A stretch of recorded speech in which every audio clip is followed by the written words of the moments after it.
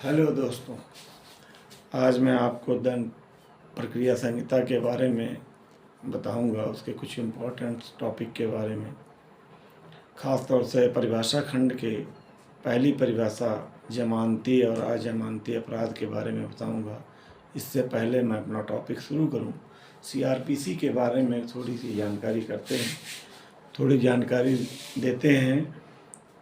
पूरा सीआरपीसी जो 1 अप्रैल 1974 से लागू हुआ, भारतीय संसद ने इसे एक्ट के रूप में, कोड के रूप में निर्माण किया और जो इनेक्टमेंट इसका 1 अप्रैल 1974 को हुआ।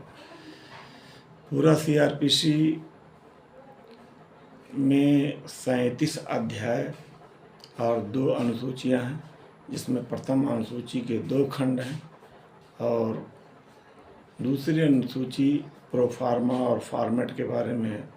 जैसा हमारे टोटल सीआरपीसी में जहाँ कहीं पे भी किसी फॉर्म की, समन की, नोटिस की, आदेश की कहीं पे भी उल्लेख है तो उसका प्रोफार्मा कैसा होगा, फॉर्मेट कैसा होगा, प्रारूप कैसा होगा, प्रपत्र कैसा होगा, ये हमारे अनुसूची 2 में है।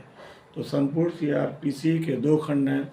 पहला है सेक्शंस और धाराओं का खंड, दूसरा है उसकी अनुसूची। दोनों को मिलाकर एक जाब्ता, एक जिल्द बनती है, जिसे हम सीआरपीसी कहते हैं। सीआरपीसी में कुल 37 अध्याय हैं, जिसके कुछ महत्वपूर्ण अध्याय, जैसे अध्याय 1 परिभाषा खंड है, अध्याय 5 व्यक्तियों की गिरफ्तारी के संबंध में है। इम्पॉर्टेंट अध्याय जो हमारे परीक्षाओं में, हमारे एग्जाम्स में और कॉम्पिटिटिव एग्जाम्स में आते हैं, उनके बारे में मैं ख़ास तौर से चर्चा कर रहा हूँ। अध्याय 6 है व्यक्तियों के हाजिर होने के लिए, विवश करने के लिए आदेश का है, जैसे समन, वारंट, अटैचमेंट, कुर्की है या इत्यादि करके। इसी तरह से धारा 12 है पुलिस को इत्तला देना, उसका इन्वेस्टिगेशन, जैसे धारा 154 से शुरू होती है। इसी तरह से मजिस्ट्रेट से परिवाद करना अध्याय 15 है। आरोप के बारे में अध्याय 17 है। वारंट का विचारण, वारंट और विचारण, मजिस्ट्रेट का विचारण, संक्षिप्त विचारण, ये सब 18, 19, 20, 21 में है। इन सब के अलावा अध्याय 29 अपील से संबंधित है। अध्याय 30 निर्देश और पुनरीक्षण, रेफरेंसेस और रिवीजन से संबंधित है। इम्पॉर्टेंट चैप्टर जो आज मैं शुरू करने वाला हूँ, अध्याय 33 है, जो जमानत और बंद पत्र के बारे में है, सिक्योरिटी और बॉन्ड्स के बारे में है। तो जमानत और बॉन्ड कब ज़रूरत पड़ती है, ये अध्याय 33 में पूरी तरह से बताया गया है। इसके अलावा भी सीआरपीसी में जगह जगह पर जमानत के संबंध में निर्देश और आदेश या उपबंध दिए गए हैं। तो यदि कोई व्यक्ति जो संदिग्ध है, जिसको गिरफ्तार किया जाता है, उसके पास ये ऑप्शन होता है कि वह जमानत ले, उसे न्यायिक अभिरक्षा से, जेल से या पुलिस अभिरक्षा से छोड़ दिया जाए। इसी छोड़ने को, इसी कारावास के अवकाश को हम जमानत कहते हैं। कारावकाश को हिंदी में कह सकते हैं। और ये आप परिभाषा खंड में देखेंगे तो धारा 2A जमानती अपराध और अजमानती अपराध के बारे में बताती है। जमानती, जब तक दोष सिद्ध नहीं होता है, कोई भी आदमी गिल्टी जब तक नहीं हो जाए, कन्विक्ट नहीं हो जाए, निर्दोष माना जाता है। ये प्रिजम्पशन है, ये कल्पना है, ये कानून की परिकल्पना है कि जब तक दोषी साबित नहीं हो जाता, व्यक्ति निर्दोष कल्पित किया जाता है। डीम ऐसा परिकल्पना, उसकी प्रिजम्पशन होती है कि वो निर्दोष है। इसी वजह से कि फैसला जब आएगा तो जेल जाएगा, इससे पहले वो अनायास जेल क्यों रहे, ये सिक्योर करने के लिए ही ऐसे उपबंध बनाए गए हैं। पूरे अपराध में जितने भी अपराध दंड प्रक्रिया संहिता के तहत विचारणीय हैं, उन सब में अपराध दो तरह के बनाए गए हैं। नंबर 1 जमानती अपराध, नंबर 2 अजमानती अपराध। धारा 2A दोनों को परिभाषित करती है। एक्चुअल में परिभाषा तो नहीं करती, एक्चुअल में बताती है कि जमानती अपराध कौन से हैं और अजमानती अपराध कौन से हैं, बेलेबल ऑफेंसेस कौन से हैं और नॉन बेलेबल ऑफेंस कौन से हैं। धारा 2A कहती है कि प्रथम अनुसूची के प्रथम खंड और द्वितीय खंड में जिन अपराधों को बेलेबल बताया गया है, जमानती बताया गया है, वही अपराध हमारे जमानती हैं, और जिनको अजमानती बताया गया है वो अजमानती हैं। तो इसका मतलब ये हुआ कि जब आप सेक्शन खंड ख़त्म करेंगे, जब आप धाराएँ अध्याय 37 ख़त्म करेंगे, उसके बाद आपको परिशिष्ट के तौर पर, अपेंडिक्स के तौर पर 2 लिस्ट मिलेगी, शेड्यूल मिलेगा। पहले शेड्यूल्स में पहला खंड है, पहला क्लास है, उसमें आईपीसी जो सामान्य अपराध संहिता है, जो भारतीय दंड संहिता है, उसमें वर्णित जो भी अपराध हैं वो खंड वाइज बताए गए हैं।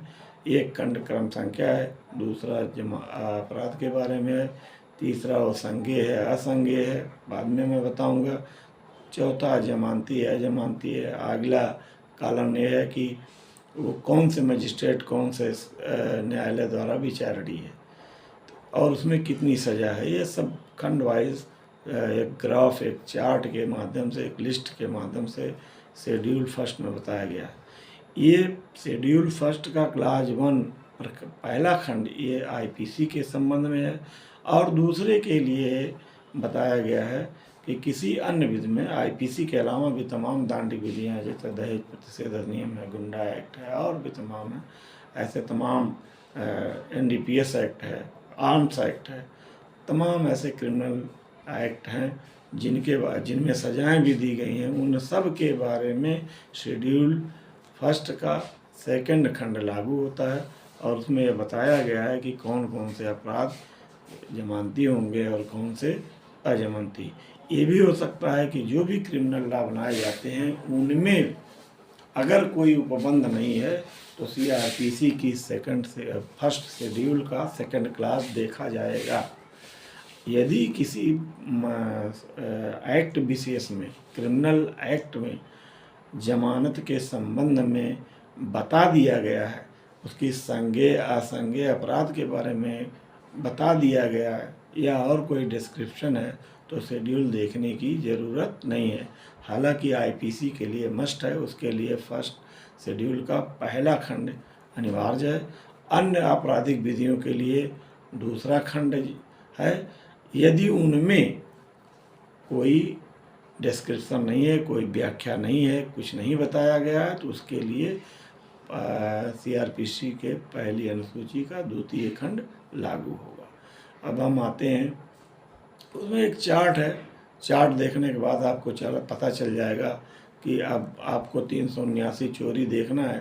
चोरी की सज़ा 3 साल है। आप शेड्यूल निकालिए, धारा उसमें लिखी हुई है, उसमें पता चल जाएगा ये जमानती है या अजमानती है।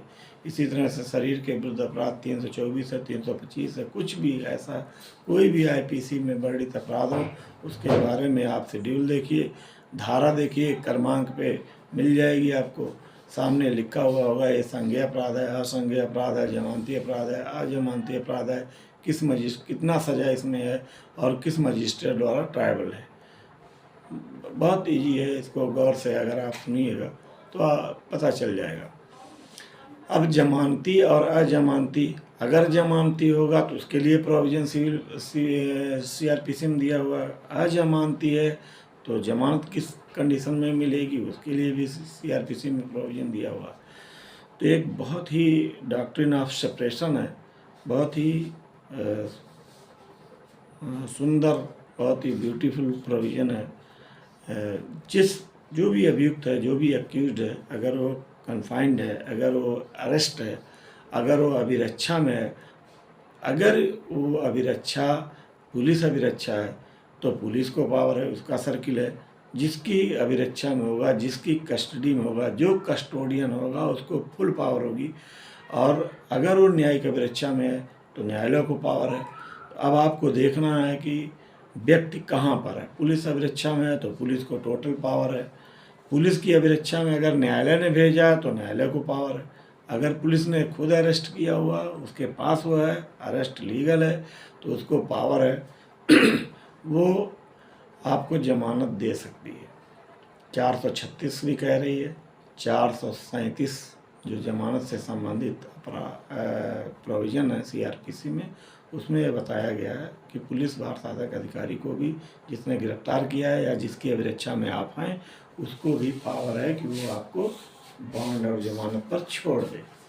इसी तरह से कुछ ऐसे होते हैं जमानती अपराध, कुछ अपराध जमानती जिनको हम जिस सेंस में बोलते हैं, इसका मतलब ये हुआ अजमानती और जमानती में सिर्फ ये अंतर है, थोड़ा अंतर है कि अजमानती जो होते हैं वो थोड़ा गंभीर प्रवृत्ति के, गंभीर ग्रेवियस क्राइम होते हैं, और जो सिंपल क्राइम है, जनरल क्राइम है, छोटे पेटी केस, उसमें जमानती अपराध होते हैं। जमानती अपराध में आपका स्टैट्यूटरी राइट है, धारा 436 के